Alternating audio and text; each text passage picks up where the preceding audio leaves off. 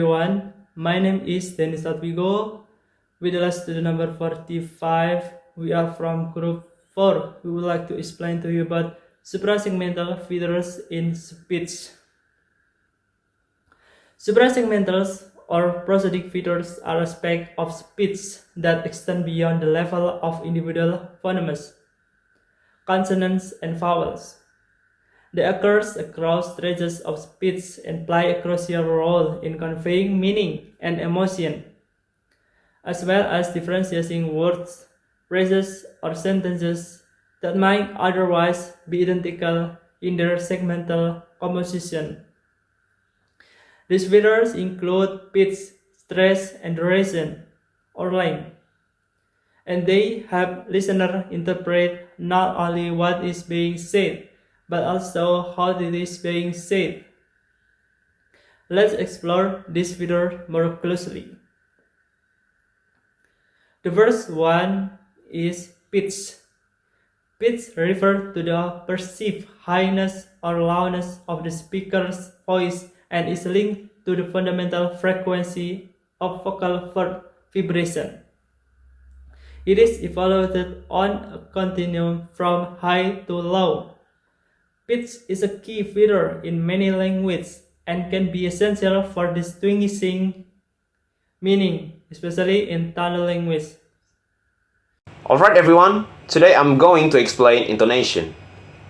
Intonation is a key component of suprasegmentals. Intonation refers to a variation in pitch that occurs over an entire sentence or phrases. In language like English, this pitch variation can affect the meaning of the sentence, although typically pitch differences in individual words don't change their meaning.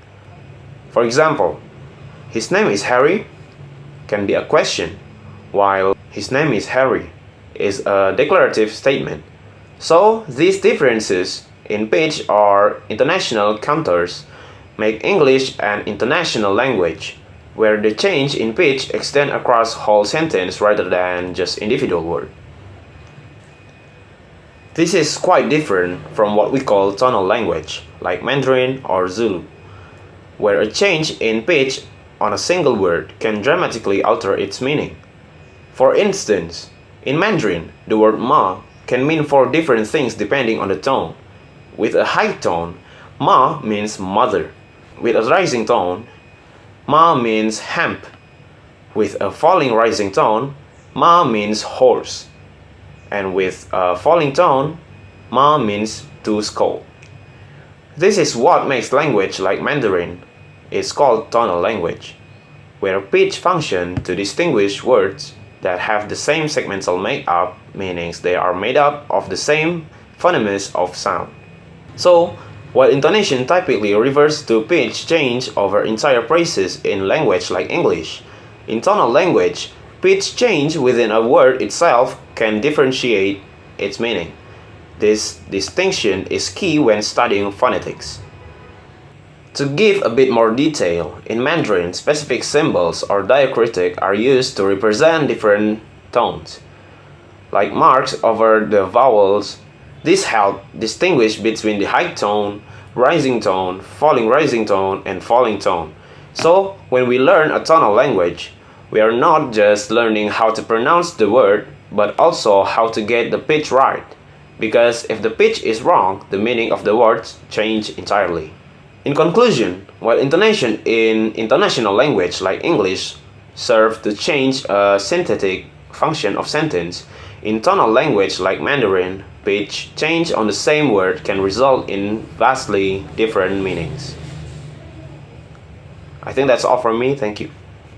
Hi everyone, my name is Dian Sujipertiwi with last student number 52. I'm going to talk about duration. In linguistics, duration refers to the length of time a speech sound, syllable, or word is articulated. It is one of the key features in phonetics, particularly in the study of prosody, the rhythm, stress, and intonation of speech. The length of a sound refers to how long it lasts. Some sounds are naturally short, while others can be longer. For instance, High vowels like e in sit are usually shorter than low vowels like a in cat. The surrounding sounds in a word can also affect the length of a sound. In English, vowels are longer before voiced consonants like D than before voiceless ones like T. For example, the E sound in need is longer than in neat. However, in English, stretching out a sound usually doesn't change the meaning of a word, except when stressing something. But in some languages like Hindi, the length of a sound can change the meaning of a word. For example, in Hindi, paka means right, while pakka with a longer K means firm. This longer sound is called a Gemini, and it lasts about twice as long as a normal or single thought. To show a longer sound in writing, linguists may either write the consonant or vowel twice, as in pakka, or use a colon symbol after the sound like pakka. Both ways indicate that the sound should be held for a longer time when spoken. There are several ways in which duration plays a role in linguistics. The first one is vowel and consonant length.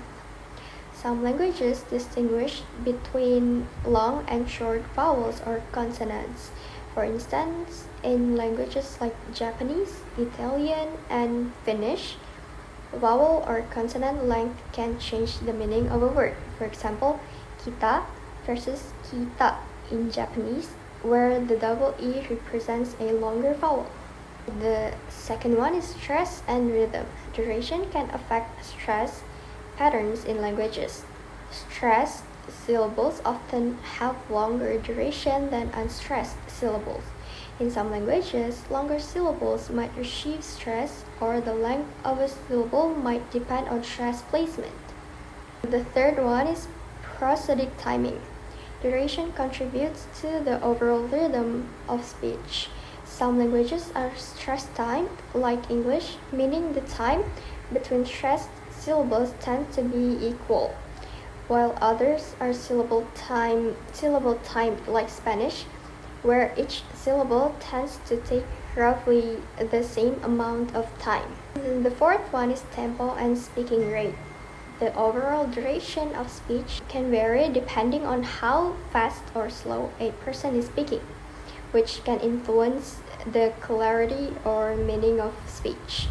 A faster rate may shorten the duration of sounds and syllables. In sum, duration in linguistics affects both the phonetic and phonological properties of languages, impacting meaning, stress patterns, and overall speech rhythm.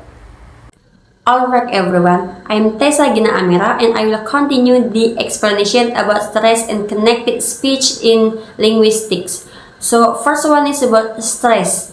Stress in linguistics refers to the emphasis or prominence placed on a particular part of a word or sentence. This emphasis can be achieved by raising the pitch, lengthening the sound, or making it louder than other parts. Stress is typically applied to syllables, the smallest speech units that can carry emphasis. What's interesting is that stress patterns vary depending on the language. For example, in Finnish and Hungarian, stress is always on the first syllable. And in French and Mayan language, stress always falls on the last syllable. And in Polish and Swahili, the stress is on the second to last syllable. However, in languages like English, stress patterns are more unpredictable. This means that where we place stress in a word can change its meaning or function. Example, in English, at least there are 3 levels of stress. The first one is primary stress, and the second one is secondary stress, and the last one is unstressed. And here I have a simple example is the word phonetic. The primary stress is on the second syllable, phonetic, giving the word its main emphasis. The placement of stress can also change the meaning or function of a word. For example, subject with stress on the first syllable is a noun, and subject with stress on the second syllable is a verb. Now let's move on to connected speech. So what exactly is connected speech? Well, when we talk, we don't speak in individually separate words. Instead, we speak in continuous stream of sounds. If you think about it, you rarely hear someone speak each word like it's on island with big pauses in between. Our words tend to blend or connect with one another. This is what we call connected speech. And there are a few key processes that happen when we connect our speech. Let's go through some of the most important ones. The first one is assimilation. This happens when one sound changes to become more like a neighboring sound. For example, if you say the phrase good boy quickly, the D sound in good may change slightly to sound more like a B, so it sounds like good boy. The sounds influence each other, which helps our speech flow smoothly. And the second one is elision. This is when we drop or omit a sound in connected speech. For instance, in casual conversation, instead of saying I don't know, many people might say I don't know. The T in done is dropped to make the sentence easier and faster to say. And the third one is linking. In connected speech, we also link sounds between words. This is especially common when a word ends in a consonant sound and the next word starts with a vowel sound. For example, instead of saying go out, with a clear break between the words, we link them together and it sounds like go out. And the last one is weak forms. Certainly words, especially grammatical words like and, of, or to, are often reduced. In connected speech, for example, instead of saying I want to go, we might say I wanna go. The two becomes reduced or weakened in a fast speech. Now, we might be wondering, why do we use connected speech? Well, it's really just the natural way humans speak. It helps make our speech more efficient and smooth. If we pronounce each word individually, it would sound really robotic and unnatural. Connected speech makes conversation flows much better. Okay, next part, I want to talk about juncture. Juncture refers to the perceptual or sometimes physical boundaries within a stream of speech that help listeners segment and understand spoken language. In written language, these boundaries are typically marked by space and punctuation. However, in spoken language, these boundaries are not always explicitly pronounced but are inferred through various auditory and contextual cues.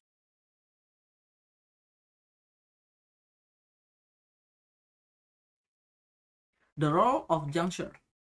Juncture is crucial for several reasons. Number one, disambiguation. In natural speech, many sequences of sound could be interpreted in multiple ways.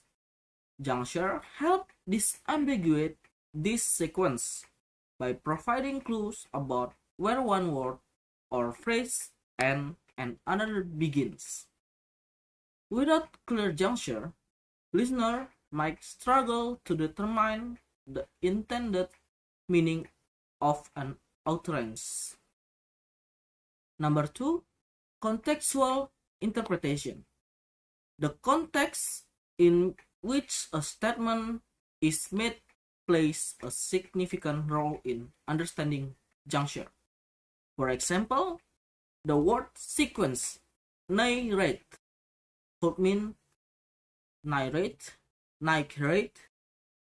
or narrate, depending on surrounding conversation on context.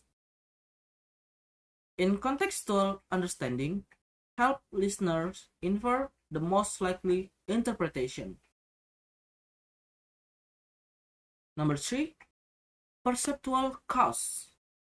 Even though juncture might not always be physically present as a pause or break, listener perceive it through various auditory cues such as pitch change, duration of sound, and subtle pause. These cues help in segmenting speech and comprehending meaning.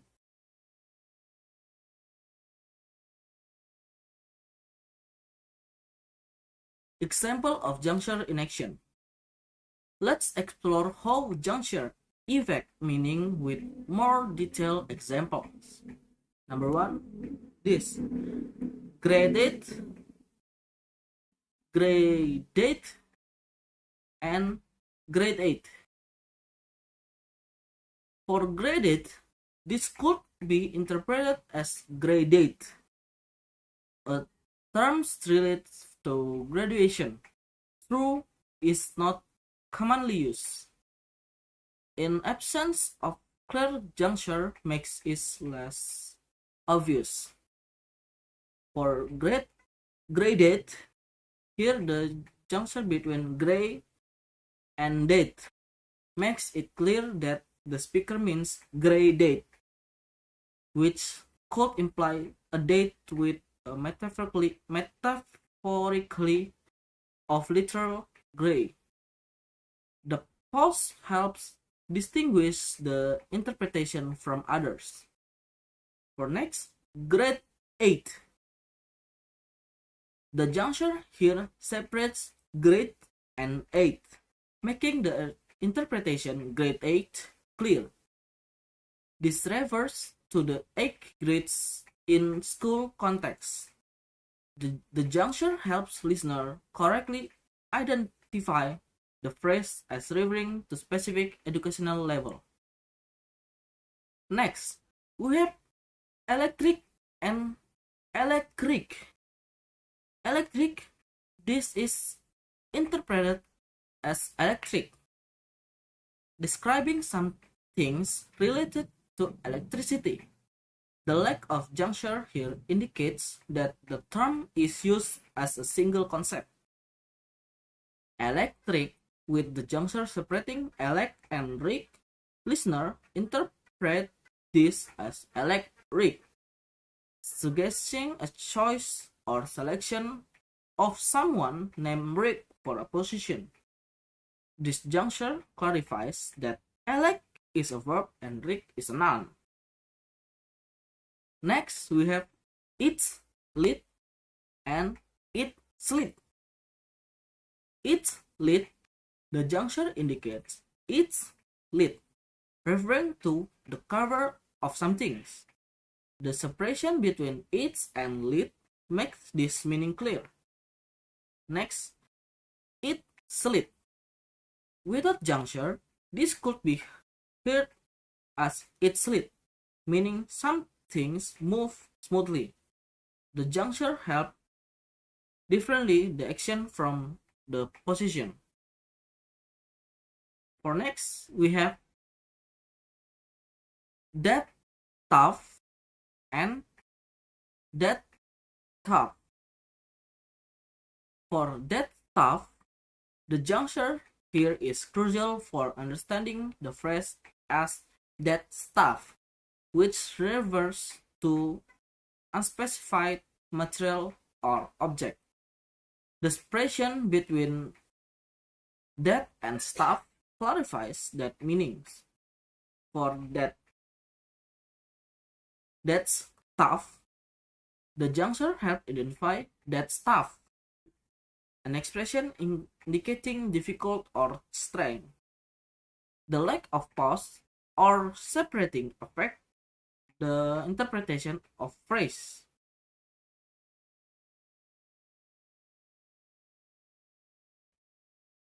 Perceptual cause for juncture.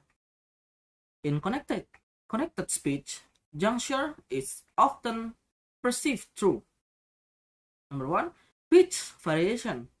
A rise in pitch can indicate that end of a phrase or sentence, while a fall in pitch might signal the continuation of a sentence or a new phrase. Number 2, duration.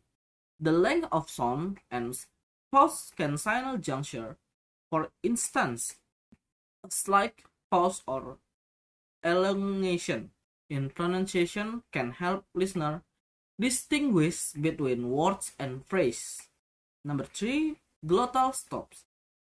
The insertion of a glottal stop or a brief closure of the vocal cords can signal a juncture as it separates syllables or words. Number 4, aspiration. Differences in aspiration or the breath sound following certain consonants can also indicate juncture. For example, the aspiration difference can help differentiate between similar sound words. Number 5, actual pause. While not always present, actual pause between syllables or words can clearly mark juncture, helping listener trace the speech. Okay, that's all from us. Thanks for watching. We hope you found this video helpful and enjoyable. If you did, please give us a thumbs up and leave a comment below with your thought or any question you might have. See you in next time. Goodbye.